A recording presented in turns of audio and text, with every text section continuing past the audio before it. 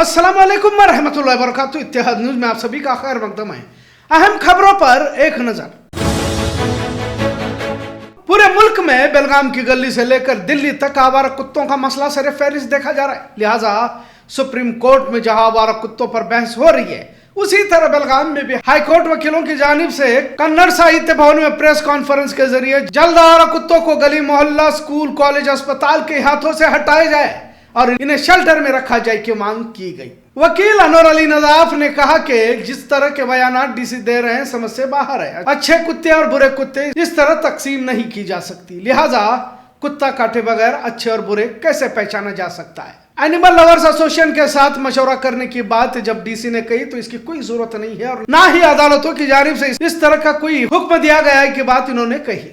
बहरहाल सिर्फ बातें और मशवरे इससे पहले भी होते रहे। जल्द अज जल्द आवारा कुत्तों को शेल्टर में मुंतकिल किया जाए। अगर ना किया गया तो शहरी सतह पर बड़े एहतजाज का इशारा भी इस वक्त दिया गया। प्रेस कॉन्फ्रेंस में वकार शाहपुरी ने सुप्रीम कोर्ट में हो रही बहस का भी तज़किरा किया। इस वक्त मोहम्मद अली जमादार, सलमान कमरापुरे के साथ और भी वकील मौजूद रहे। ಈ ಹಾದಿ ನಾಯಿ ಬೀದಿ ನಾಯಿಗಳೇನಿದೆ ಇವುಗಳ ಬಗ್ಗೆ ಒಂದು ಸರ್ವೋಚ್ಚ ನ್ಯಾಯಾಲಯ 7 ನವೆಂಬರ್ 2025ರಂದು ಒಂದು ಆದೇಶವನ್ನು ನೀಡಿದೆ. ನಾವು 2023ರಿಂದ ಇದ್ರ ಬಗ್ಗೆ ಕೆಲಸ ಮಾಡ್ತಾ ಇದ್ದೀವಿ.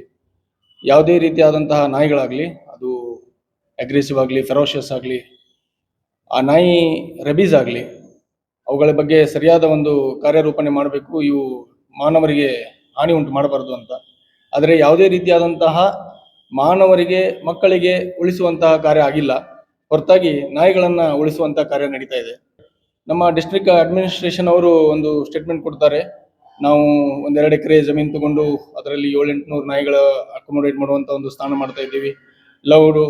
ಏನದು ಅನಿಮಲ್ ಲವರ್ಸ್ ಅವರಿಗೆ ತಗೊಂಡು ಅವ್ರ ಜೊತೆ ಡಿಸ್ಕಸ್ ಮಾಡಿ ಫೀಡಿಂಗ್ ಸ್ಪಾಟ್ಸ್ಗಳನ್ನ ಮಾಡ್ತೀವಿ ಅಂತ. ಅದರ ಹೊರತಾಗಿ ಅಡಾಪ್ಷನ್ ಏನು ಮಾತಾಡ್ತಾ ಇದ್ರು. ಇದೆಲ್ಲ ಯಾವುದೇ ರೀತಿಯಾದಂತಹ ಮಾತುಕತೆ ಏನು ಉಪಯೋಗಕ್ಕೆ ಬರಲ್ಲ ಈಗ ಸದ್ಯಕ್ಕೆ. ಇದೆಲ್ಲ ನೀವು ಮಾಡ್ಬೇಕಂದ್ರೆ ಅದು ಮುಂದಿನ ವಿಷಯ. ಆದ್ರೆ ಸದ್ಯಕ್ಕೆ ಅಡ್ಮಿನಿಸ್ಟ್ರೇಷನ್ಗೆ ಏನ್ ಮಾಡ್ಬೇಕು ಅಂತಂದ್ರೆ, ಇಡೀ ಭಾರತದಲ್ಲಿ ಅದು ಆಜ್ಞೆ ಆಗಿದೆ. ಅದೇ ಈಗ ಸದ್ಯಕ್ಕೆ ನಾವು ಬೆಳಗಾವಿಯಲ್ಲಿ ಇದ್ದೀವಿ ಅಂದ್ಮೇಲೆ ಬೆಳಗಾವಿ ಡಿಸ್ಟ್ರಿಕ್ಟ್ ಅಡ್ಮಿನಿಸ್ಟ್ರೇಟಿವ್ ಡ್ಯೂಟಿ ಏನಂತಂದ್ರೆ, ಇಮಿಡಿಯೇಟ್ ಆಗಿ ಎಲ್ಲಾ ನಾಯಿಗಳನ್ನ, ಅದು ರೆಬೀಸ್ ನಾಯಿ ಇರಲಿ, ಫೆರೋಷಿಯಸ್ ನಾಯಿ ಇರಲಿ, ಅಗ್ರೆಸಿವ್ ನಾಯಿ ಇರಲಿ, ಯಾವುದೇ ನಾಯಿ ಇರಲಿ, ನಾಯಿ ಅಂದ್ರೆ ನಾಯಿ, ಆ ಎಲ್ಲಾ ನಾಯಿಗಳನ್ನ ಇಮಿಡಿಯೇಟ್ ಆಗಿ ತಗೊಂಡು ಶೆಲ್ಟರ್ ಹೌಸ್ಗೆ ಹಾಕ್ಬೇಕು. ಅವುಗಳನ್ನ ವ್ಯಾಕ್ಸಿನೇಷನ್ ಮಾಡಬೇಕು ಮತ್ತೆ ಶೆಲ್ಟರ್ ಹೌಸ್ಗೆ ಹಾಕಬೇಕು. ಹೊಳ್ಳಿ ಬಿಡುವಂತಹ ಎಲ್ಲೂ सर्वोच्च न्यायालय आदेश ಕೊಟ್ಟಿಲ್ಲ. बेलगाम जिला के बेलोंगल की शुगर फैक्ट्री में एक दर्दनाक हादसा पेश आया। फैक्ट्री में हुए बॉयलर धमाके में तकरीबन 7 मजदूरों की मौत और कई मजदूर जख्मी होने की वारदात बताई जा रही है। हासिल इत्तला के मुताबिक विक्रम इनामदार की शुगर फैक्ट्री में वॉल का काम करते वक्त रात 2:30 बजे बॉयलर में धमाका हुआ, जिसमें 7 मजदूरों की मौत होने की बात कही जा रही है। जख्मियों को बेलगाम के लिए अस्पताल लाया गया। कल तक मरने वालों का आंकड़ा 3 था, पर जख्मियों में से 4 की आज मौत हो चुकी है। इस वारदात के बाद फैक्ट्री इंतजामिया पर सख्त कार्रवाई की जाएगी ऐसा बताया जा रहा है, क्योंकि फैक्ट्री इंतजामिया की लापरवाही से ही इस तरह की संगीन वारदात पेश आई, जिसमें 7 मजदूरों की मौत वाकई हुई है। मैनेजर और डिप्टी मैनेजर को जिम्मेदार ठहराया गया है, पर मालिक पर भी कार्रवाई हो सकती है। बहरहाल मजदूरों के घर वालों का अस्पताल के सामने मातम करता हुआ मंजर दिल दहला देने वाला था। बुरी आदतों से बाज न आने वाले, खासकर नशे से बाज न आने वाले अपने ही बेटे का कत्ल एक बाप ने किया। ये वारदात चिकोड़ी में पेश आई। हासिल इत्तला के मुताबिक इंदिरा नगर के निजगुनी आलूरे ने अपने बेटे किरण आलूरे की गला घोट कर जान ली।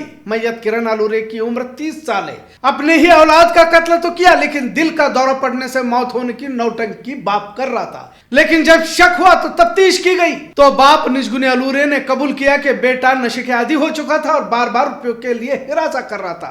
बहरहाल रोज की तकरार से निजात पाने के लिए जान से मार दिया। पुलिस ने कातिल बाप को हिरासत में लिया है।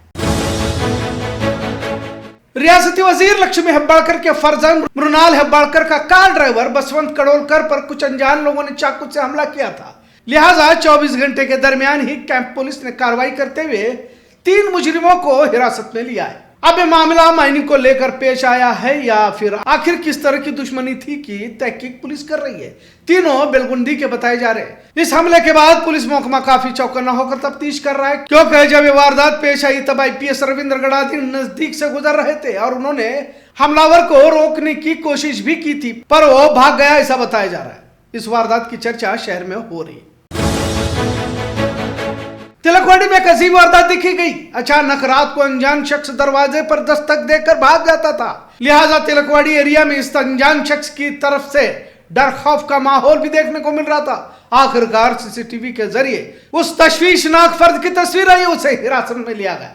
यह फर्द अथनी का और नाम इसका वैभव बताया जा रहा है। जहनी मरीज होने की भी बात सामने आ रही है, लिहाजा तिलकवाड़ी पुलिस की जानिब से किसी भी अनजान शख्स की दस्तक पर दरवाजा न खोलने की हिदायत दी गई है। पुलिस की जानिब से रात की गश्त में इजाफा किया गया। बेलगाम शहर कभी रियासत का तीसरा सबसे ज्यादा मसरूफ तरीन हवाई अड्डों में शरीक हुआ करता था, लेकिन धीरे धीरे अब हवाई जहाजों की तादाद घटती जा रही है, जबकि यहां से अलग अलग शहरों के लिए मुसाफिरों की तादाद काफी थी। अब जब बेलगाम में हवाई तैयारों की उड़ान कम हुई तो कुछ हवाई तैयारे हुबली कोल्हापुर से उड़ान भर रहे, जबकि बेलगाम एक इंडस्ट्रियल इलाका है। बेलगाम में फाउंड्री कारोबार, हाइड्रोलिक मशीनिंग के साथ दिगर फैक्ट्रियों के लिए भी पहचाना जाता है। अब बेलगाम के हवाई तैयारों की तादाद को क्यों घटाया जा रहा है और बेलगाम के साथ इस तरह का रवैया क्यों किया जा रहा है, इस पर इंडस्ट्रियल ताजीर फिक्र में मुलव्विस है। बेलगाम शहर से मुल्क के तकरीबन शहरों के लिए तैयारों की सहूलत थी, लिहाजा यहाँ के कारोबार में भी इजाफा हो रहा था। अब जब हवाई जहाज की सहूलतों को कम किया गया है तो बेलगाम का कारोबार कोल्हापुर हुबली मुंतकिल होता नजर आ रहा है। बेलगाम फाउंड्री क्लस्टर की जानिब से MP रना कड़ाडी और MP जगदीश शेट्टर से गुजारिश की गई है कि जल्द तमाम हवाई तैयारों की नकलो हरकत को जारी किया जाए ताकि बेलगाम शहर तरक्की की राहों पर गामजन हो सके। बेलगाम शहर के ऑटो रिक्शा अब मीटर के हिसाब से दौड़ेंगे। 2 महीनों का वक्फा ऑटो ड्राइवर और मालिकों को दिया गया है, लिहाजा आज से मीटर के मुताबिक किराए का ऐलान किया गया है। DC मोहम्मद रोशन ने DC दफ्तर में मीटिंग के दौरान इस फैसले का ऐलान किया। उन्होंने कहा कि मुसाफिरों के लिए यह फैसला काफी बेहतर साबित होगा, क्योंकि कई ऑटो ड्राइवर मुसाफिरों से गैर मुनासिब किराया लेने की शिकायतें हासिल हो रही है। अहम चौराहों पर दुगना किराया लिया जा रहा है की शिकायत मिल रही थी, ऐसा DC बेलगाम ने बताया। 2 महीनों में मीटर लगाना पड़ेगा कि हुक्म कर कई ऑटो ड्राइवर नाराज नजर आए, ऐसी भी चर्चा है।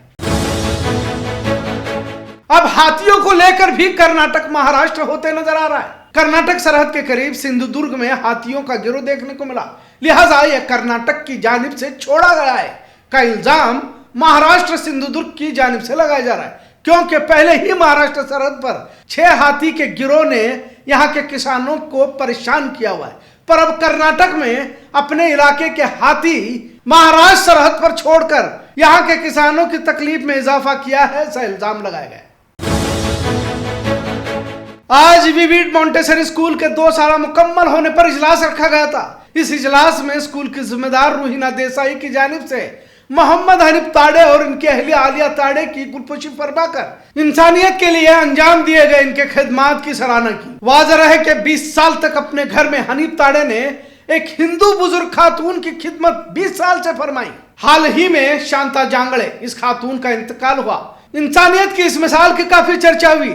इसी के मद्देनजर तमाम लोगों की गुलपोशी इस वक्त फरमाई गई। इस वक्त इनायत बुखारी, सलीमा गोकाक वाले और हमारी भी गुलपोशी यहाँ पर फरमाई गई। इस वक्त कुर्ची जुनेदिया स्कूल के जिम्मेदार मारूफ फैमिली भी इजलास में शरीक रही।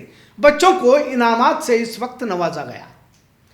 खबरों का सिलसिला यूं ही चलता रहेगा। देखते रहे इत्तेहाद न्यूज़। शुक्रिया, अल्लाह हाफिज।